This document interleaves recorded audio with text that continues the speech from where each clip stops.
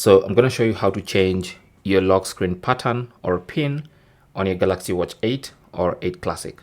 So simply go into settings.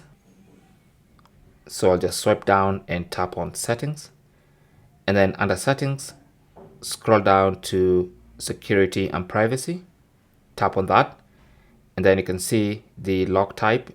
Mine is pattern, so I'll tap on it, and then now I can draw a different pattern. So let me draw this pattern, which is different, and you can see it says incorrect pattern.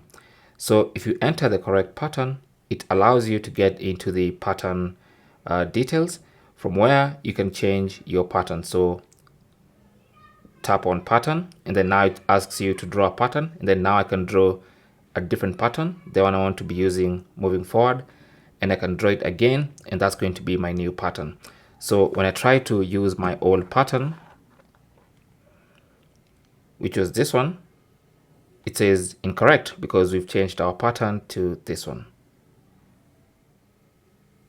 Okay, thanks for watching and good luck.